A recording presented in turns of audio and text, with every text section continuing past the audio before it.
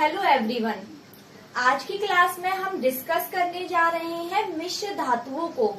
मिश्र धातु जिनके बारे में हमने अध्ययन किया था समांगी मिश्रण के अंदर। एग्जाम पॉइंट ऑफ व्यू से जितने भी इम्पोर्टेंट मिश्र धातुएं हैं वो सभी आज हम इस स्लाइड में कवर करने वाले हैं। तो आइए देखते हैं। इस्पात यानी कि स्टील, ये बनी होती है लोहे और कार्बन से।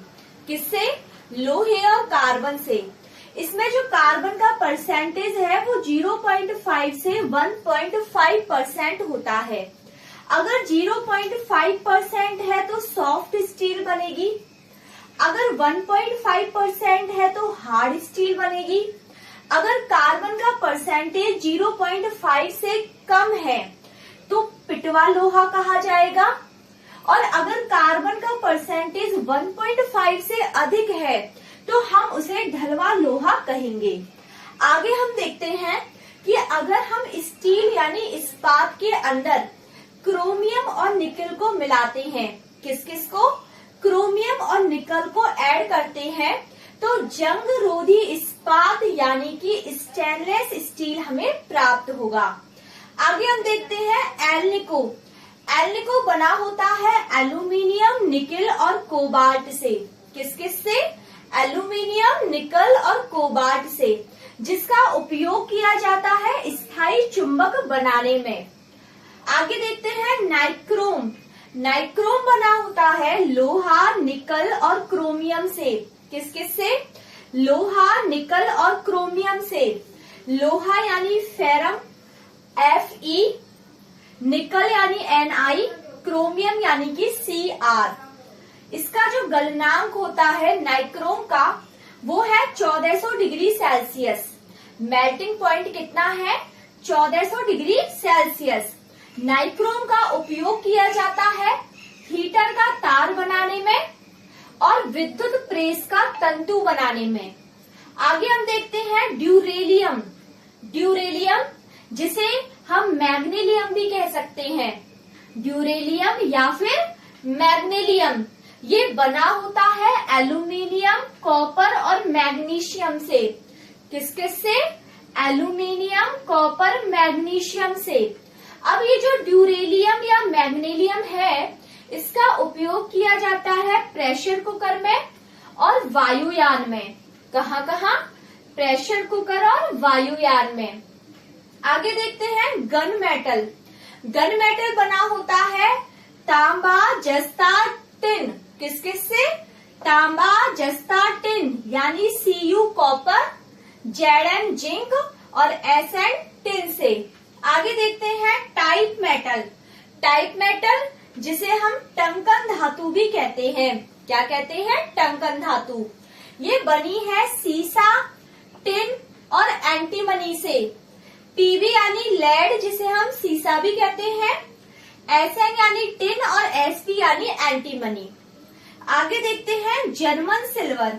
जर्मन सिल्वर बना होता है तांबा, जस्ता और निकल से। तांबा यानी कॉपर Cu, जस्ता यानी जिंक Zn और निकल को Ni से रिप्रेजेंट करते हैं। बात करें तीनों के अनुपात की, रेशियो की, तो ये होता है 3:1:1। कितना? 3:1:1। अब हम देखते हैं जो जर्मन सिल्वर है इसका उपयोग किया जाता है मूर्तियां बनाने में और आभूषण बनाने में। कहाँ? मूर्तियां बनाने में और आभूषण बनाने में। आगे देखते हैं कांसा जिसे हम कहते हैं ब्रॉन्ज। कांसे को इंग्लिश में कहा जाता है ब्रॉन्ज। ये बना है कॉपर और टिन से। किस किस से? कॉपर और टिन से। हम देखते हैं घंटा धातु जिसे बेल मेटल कहा जाता है। इस बेल मेटल को बनाने में भी कॉपर और टिन का ही उपयोग किया जाता है। आगे देखते हैं पीतल जिसे हम कहते हैं ब्रास। ये बना होता है कॉपर और जिंक से। किससे? कॉपर और जिंक से। उसी तरह से जो कांस्य पदक है यानी ब्रॉन्ज मेडल है ये भी बना होता है कॉपर और जिंक से। साथ में जो हमारा डच मेटल है, कौन सा मेटल? डच मेटल, ये भी बना होता है कॉपर और जिंक से। आगे हम देखते हैं दंत धातु जिसे हम कहते हैं डेंटल मेटल। तो ये जो डेंटल मेटल है ये बनी होती है कॉपर से, जिंक से, एजी यानी अर्जेंटम यानी कि चांदी से, एचजी यानी मरकरी जिसे हम पारा भी कहते हैं। तो कॉपर, जिंक, चांदी और पारा, इन चारों से मिलकर दंत धातु यानी डेंटल मेटल का निर्माण होता है। आगे देखते हैं फ्यूज तार। फ्यूज तार बना होता है सीसा और टिन से। सीसा यानी कि पीबी जिसे हम लेड भी कहते हैं, और टिन यानी कि एसएन। आगे हम देखते हैं टांका धातु जिसे हम सोल्डर मेटल के नाम से जानते हैं। ये जो टांका धातु है इसका निर्माण भी सीसा और टिन से ही होता है। आगे देखते हैं सिक्का धातु। सिक्का धातु बना है सीसा, टिन और तांबे से। किस किस से? सीसा, टिन और तांबे से। सीसा यानी पीबी जिसे हम लेड कहते हैं, टिन यानी एसएन और तांबा यानी कॉपर जिसे सीयूसी रिप्रेजेंट करते हैं। अब जो सिक्कों का अध्ययन है वो कहलाता है न्यूमिस्मैटिक्स। सिक्कों का अध्ययन कहलाता है न्यूमिस्मैटिक्स, जिसमें उपयोग किया जाता है सिक्का धातु का। आगे हम देखते हैं कृत्रिम सोना। कृत्रिम सोना जिसे कहा जाता है रोल्ड गोल्ड। क्या कहा जाता है? Rolled gold. ये बना है एल्यूमिनियम और कॉपर से। किस किस से? एल्यूमिनियम और कॉपर से।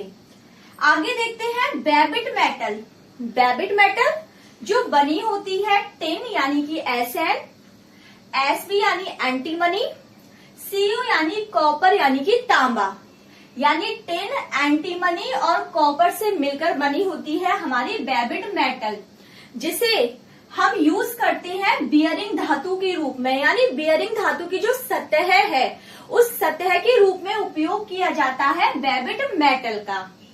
आगे हम देखते हैं डेल्टा धातु। जो डेल्टा धातु है ये बनी होती है कॉपर, जिंक और आयरन से। किससे? कॉपर, जिंक और आयरन से। ये जो डेल्टा धातु है इसका उपयोग किया जाता है वायुयान की पंखुड़ियां बनाने में।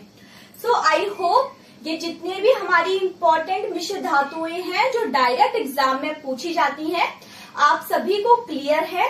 और अगर इसके आपको नोट्स चाहिए तो वो डिस्क्रिप्शन में टेलीग्राम लिंक है जहां से आपको मिल जाएंगे।